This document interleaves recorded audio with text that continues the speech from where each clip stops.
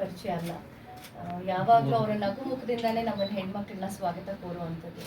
ಇವತ್ತು ನಿನ್ನೆ ಅಲ್ಲ, ಸುಮಾರು 15 ವರ್ಷದಿಂದ ನನಗೆ ಸಗನ ಸರೋದ್ ಪರಿಚಯದ ಜೊತೆಗೆ ನಾನು ಕೂಡ ಆ್ಯಕ್ಚುಲಿ ಒಬ್ಬ ಕಸ್ಟಮರ್ ಆಗಿ ಬಂದಿದ್ದು.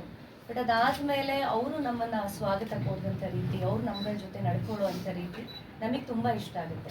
ಸೊ ಅಂಗಡಿಗೆ ಪದೇ ಪದೇ ಬರಬೇಕು ಅಂತಲೂ ಅನಿಸುತ್ತೆ. ಅದ್ರ ಜೊತೆಗೆ ಶ್ರೀ ಸಾಯಿ ಗೋಲ್ಡ್ ಪ್ಯಾಲೇಸ್ ಅಂದಾಗ ಎಲ್ಲ ಹೆಣ್ಮಕ್ಳಿಗೂ ಅಷ್ಟೇ, ಅದರಲ್ಲೂ ನಮ್ಮ ಕಲಾವಿದರಿಗೆ ತುಂಬಾ ಇಷ್ಟ ಆಗುತ್ತೆ. ಎಲ್ಲಿ ಹೂಡಿಕೆ ಮಾಡಬೇಕು, ಏನು ಮಾಡಬೇಕು ಅಂತ ಅನಿಸಿದಾಗ ನಮಗೆ ಒಂದು ನಂಬಿಕಸ್ಥ ಒಂದು ಅಂಗಡಿ ಬೇಕು. ಸೊ ಹಾಗಾಗಿ ನಮಗೆ ಯಾವಾಗಲೂ ಒಂದು ಟ್ರಸ್ಟ್ ಅಂತ ನಾವೇನು ಹೇಳ್ತೀವಿ, ಆ ನಂಬಿಕೆ ಎಲ್ಲ ಕಡೆ ಬರಲ್ಲ, ಎಸ್ಪೆಷಲಿ ನಾವು ಗೋಲ್ಡ್ ತಗೊಳ್ತೀವಿ ಅಂದಾಗ.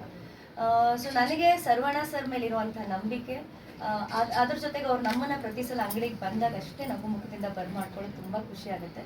ಸೊ ಅವರ ಒಂದು ಕಸ್ಟಮರ್ ನಾನು ಆಗಿರೋದ್ರಿಂದ, ಜೊತೆಗೆ ಅವರು ಕೂಡ ನಮ್ಮ ಬಿಗ್ ಬಾಸ್ ಮನೆ ಒಳಗಡೆ ನಮಗೊಂದು ಗೋಲ್ಡ್ ಕಾಯಿನನ್ನು ಒಳಗೆ ಕಳಿಸಿರ್ತಾರೆ, ಯಾರು ಗೆಲ್ತಾರೆ ಅಂತ. ಅದನ್ನ ನಾವೆಲ್ಲರೂ ಮಡಿಕೆ ಒಳಗಡೆ ಹಾಕ್ತೀವಿ.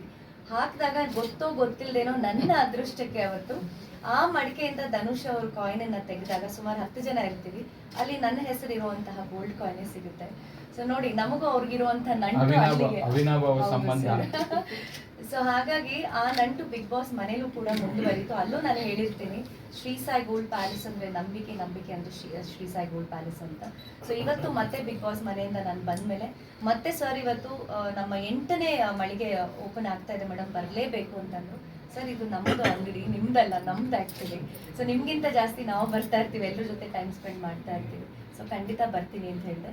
ನನಗೆ ದೂರ ಆಗಿದ್ರು ಕೂಡ ಪರವಾಗಿಲ್ಲ ಅಂತ ಹೇಳಿ ಇವತ್ತು ಸರ್ನು ಭೇಟಿ ಮಾಡಿದಾಗ ಆಗುತ್ತೆ ಅಂತ ಹೇಳಿ ಇವತ್ತು ನಾನು ಮಳಿಗೆಗೆ ಬಂದಿದ್ದೀನಿ. ಬರೀ 8 ಅಲ್ಲ ಸರ್, 80 ಆಗಲಿ, ಎಲ್ಲ ಇಡೀ ಕರ್ನಾಟಕದಾದ್ಯಂತ ಎಲ್ಲ ಕಡೆ ನಿಮ್ಮ ಮಳಿಗೆಗಳು ಓಪನ್ ಆಗಲಿ ಅಂತ ನಾನು ಕೂಡ ಆಶಿಸ್ತೀನಿ. Thank you so much.